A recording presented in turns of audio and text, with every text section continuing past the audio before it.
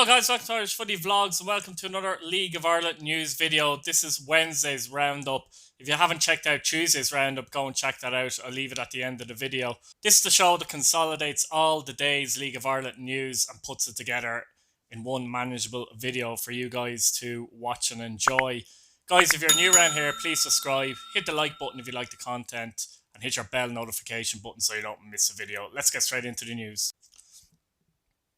Now, the 2020 PFA Awards have been announced. Stephen Bradley, Shamrock Rovers, has won Manager of the Year in the Premier Division. In the First Division, the Manager of the Year is Tim Clancy, Drogheda United. The First Division Player of the Year award goes to Mark Doyle at Drogheda United. The Premier Division Player Award goes to Jack Byrne at Shamrock Rovers. And finally, the Premier Division Young Player of the Year goes to Danny Grant. So congratulations to all of those. I don't think you can argue too much with the final decisions either, to be fair. Now, some major news coming out of Dundalk, and Mr. Giovanni, or Filippo to others, is Dundalk's new permanent head coach. The Lily Whites assistant coach Giuseppe Rossi and first team manager Shane Keegan have also put pen to paper on new contracts at the club. That's an interesting one because a lot of people were unsure whether they're going to stay on or not at the club. But they've signed the contracts very quickly, and obviously the board at Dundalk have made their decision very quickly. I'd imagine this was made pretty much before the cup final as well, if I'm honest. So that's an interesting development. Now, in further Lily White's news, Dundalk's delighted to announce that former Northern Ireland midfielder Jim Mcgilton has been appointed as the club's new sporting director. Now, obviously, I brought you that news yesterday. It wasn't 100% confirmed last night, but today it has been confirmed. And obviously with the signing up of Filippo and Jim Mcgilton now coming on board, it's going to be interesting times at Dundalk and interesting to see how they're going to take the club forward and what kind of players are going to come into the club. So that's one to watch. All in all, it's good news for Dundalk, I think. A lot of people have question marks over Filippo Giovanni, but I'd like to see him in a full season to see how he gets on in the league. So, interesting times for Dundalk. Now, anybody who's watched these new videos in the last few days will know that there's been an awful lot of re-signs at Longford Town, and they've announced a fresh batch, if you like, of re-signs. First of all, Joe Gorman has signed. The centre-back was instrumental in Longford's push for promotion last season, and obviously came up with two crucial goals against UCD in the playoffs. So that's a good signing and an important signing for the club. Elsewhere, Longford Town's delighted to announce the signings of Matthew O'Brien and Callum Warfield. They've both re-signed for the 2021 season, so I'm sure that's not the last of it regarding Longford Town, but it is for today. On to some Shamrock Rovers news, and Greg Bulger has left the club. Greg Bulger had an injury-hit season at Shamrock Rovers, has had an excellent career at Cork City, St. Pat's and Shamrock Rovers, winning league titles and cups with all those clubs. He did feature in the cup final at the weekend as well, coming on as a sub. But he had this to say: "Sadly, last Sunday was my last time wearing a Shamrock Rovers jersey. The club informed me about 3 weeks ago, so I was desperate to go out in a high, but luck wasn't on our side this Sunday, unfortunately. I just want to thank the club, fans, players, the management for their support over the last 3 years. We've shared some great memories together, which will last a lifetime with me, and being part of the club's history, I'll be forever grateful for. Thank you." Great Bulger, very good player, and be interested to see where he ends up next, because there'll be no shortage of clubs looking for his signature. Now, this one caught my eye. Galway United are delighted to announce the signing of Ronan Manning. The 20-year-old returns to his hometown club for a second spell after enjoying an excellent season with Athlone Town. The attacking midfielder was an ever-present for the Midlands club, appearing in all 21 of Athlone Town's competitive fixtures, scoring an impressive 9 goals.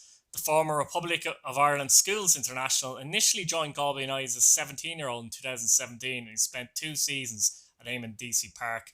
Ronan is a younger brother of Ryan Manning, the Irish international, had this to say: "I can't wait to kick on with Galway United next year. Last season was by far my best season in terms of appearances and goals. I think I scored 8 or 9 goals and had 7 assists, and I want to build on those figures for next year with Galway United. It's exciting what John is doing with the club. I feel it's heading the right direction, and I can't wait to get started. Personally, I'm really looking forward to seeing how Ronan fares at Galway United, and can he push on now from his former Athlone Town. Interesting stuff." The Bray Wanderers have been busy today. The Wicklow club are delighted to announce that midfielder Luka Lovic has re-signed for the 2021 season. This will be Luka's third season with Bray, and he's played 37 times for the club. So good signing there for Bray Wanderers. Now it appears the two Limerick clubs are going to get the green light to apply for a spot in the League of Ireland. Of course, both won't be allowed in, but it's just a piece here from the Independent.ie and Dan McDonnell, just to clarify what's going on. He says Shannonside-based Treaty United have been told they can apply for a licence to bring men's League of Ireland football back to Limerick, but the old Limerick FC have also got the all clear to go through the process. Treaty United is essentially a project that grew out of Limerick FC's struggles at the end of 2019 season, with a number of interested parties coming together to try and create a new vision in the game in that part of the world. Limerick United was the initial working name for the group, but they effectively barred from using Limerick in any application because the Limerick FC owner, Pat O'Sullivan, had registered the various titles under that name. Hope you're with me so far. O'Sullivan has not given up on his ambitions of bringing Limerick FC back at senior level, with the side continuing to field teams in the underage leagues. However, Treaty United have agreed an exclusive deal to use Limerick's old base at Markets Field, which will seriously boost their prospects of securing a First Division berth. Treaty confirmed today that they received a go-ahead from the Expressions of Interest panel to progress to the licensing phase. It's understood Limerick FC have also been told they can do the same. But interestingly, Dan McDonald goes on to say that Shamrock Rovers B have also got the nod to go forward for consideration again, even though a draft of a new participation agreement suggested that B sides would not be allowed to compete in 2021. The indications are that the Tala Club are aware that gaining a licence does not necessarily mean to be allowed to enter the league, a statement which extends to the other candidates. A fourth entity, however, in the mix is a group of people that identified themselves as Irish CFC, although they have announced that they will go forward under the name Dublin County FC. They are a consortium made up of US and UK interests, which had previously been linked with a takeover of Cabinteely FC. Dublin club St Francis today confirmed that their plans to return to the league have been rejected by the panel, but they have not given up coming back in the future.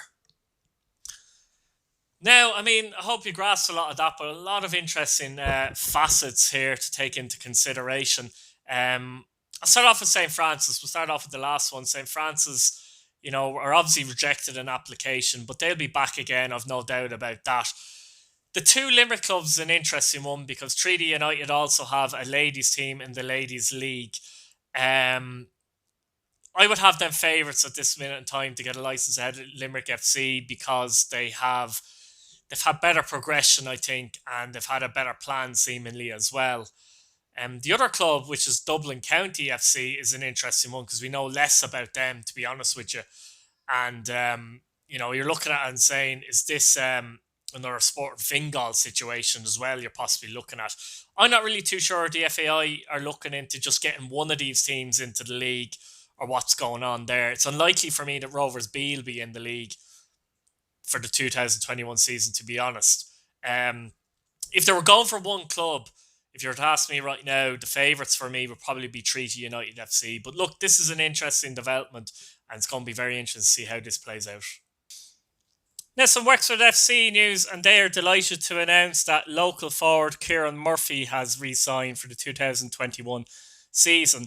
The 19-year-old forward rejoins Wexford after breaking into the senior side late last season. Murphy had played his entire football career with Ferns United prior to joining Wexford in early 2019. So that's our first re-signing of the season, and I'm sure within the next week we'll see a few more, to be honest. So that's a wrap for Wednesday's news roundup, guys. I'll see you again. And make sure you subscribe, like the video, and hit your bell notification button. Thanks for watching. See you. Bye-bye now.